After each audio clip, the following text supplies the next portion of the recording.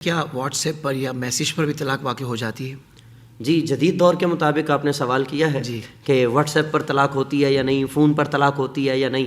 تو what's app ہو یا دیگر جتنے بھی ہمارے سوشل ایپس ہیں، ان تمام کے ذریعے کسی بھی طریقے سے میسج لکھ کر اگر کسی نے طلاق دی تو وہ طلاق واقع ہو جائے گی. میسیج پہنچے یا نہ پہنچے، میسج پہنچے یا نہ پہنچے، یہ ہمارے ہاں غلط فہمی ہے کہ جی وہ سنا نہیں، بلکہ بعض لوگ کہہ رہے ہوتے ہیں جی وہ طلاق خاوند دے رہا تھا تو ہم نے کانوں میں انگلیاں ڈال لی، اچھا ہم نے تو سنا ہی نہیں، پتہ نہیں وہ کیا بولتا رہا، اچھا وہ تو پتہ نہیں کیا کیا بولتا رہا، ہم نے تو سنا ہی نہیں. ہم تو بیوی کو جو ہے نا، وہ بیٹی اپنی کو، بہن اپنی کو اندر لے گئے، تو اس نے تو نہیں سنا.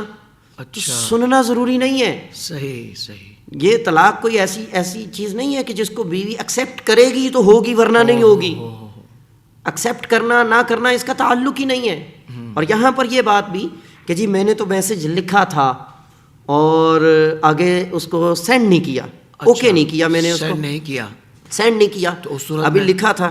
آگے پہنچنا ضروری نہیں ہے کہ خط لکھا ہے، تحریر لکھی ہے تو آگے وہ پہنچے گی، وہ اس کو قبول کرے گی، وہ اس کو لے گی، سنے گی، پڑھے گی تو پھر ہی طلاق ہوگی.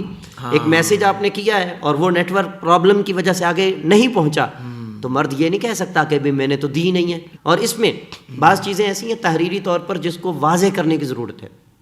ایک ہے کہ اس نے لکھا، بیوی کا نام نہیں لکھا. ایک ہے کہ اس نے لکھا، بیوی کا نام لکھا لیکن تحریر غیر واضح ہے، اچھا واضح نہیں ہے. تو یعنی ہر صورت کا الگ الگ حکم ہوگا. صحیح.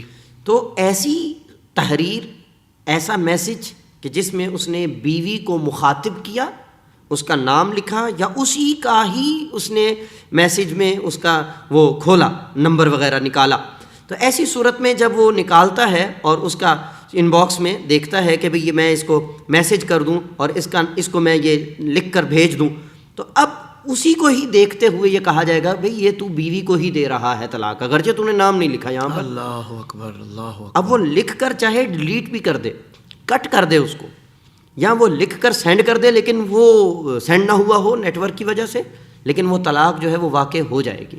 اچھا جی. اگر ایسی صورت ہو کہ وہ میسیج جب ٹائپ کر رہا ہے تو وہ یہ سوچ رہا ہے کہ ارادہ بنا تو فارورڈ کر دوں گا، تو یہ تو کنڈیشن چینج ہو گئی نا. ایسی صورت میں اس کی ایک مثال میں یوں عرض کر دیتا ہوں.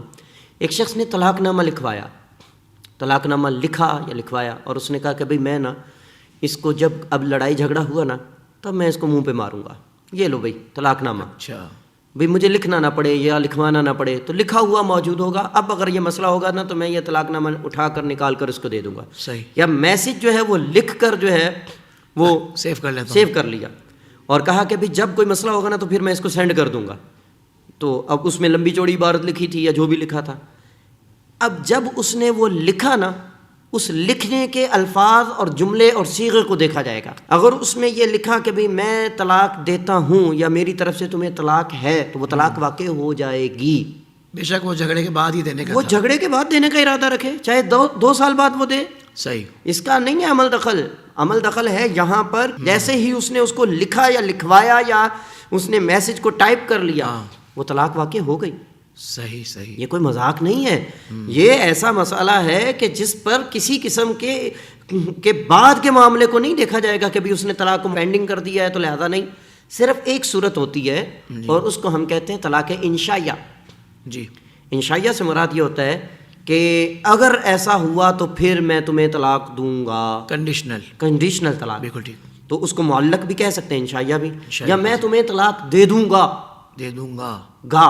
اب وہ جو اس نے مستقبل کا جملہ اور صیغہ استعمال کیا، اس بنا پر طلاق واقع نہیں ہوگی جب تک وہ یہ نہیں کہتا کہ میں نے دے دی ہے یا دیتا ہوں. صحیح. لیکن اگر وہ یہ کہتا ہے میں دے دوں گا تو وہ طلاق نہیں ہوگی. لیکن اگر لکھ کر رکھا ہوا وہ کہتا ہے کہ میں اس کو دے دوں گا، تو وہ جو لکھا ہوا ہے اس لکھے ہوئے کے اعتبار کی بنا پر ہم کہیں گے طلاق ہو گئی بھائی.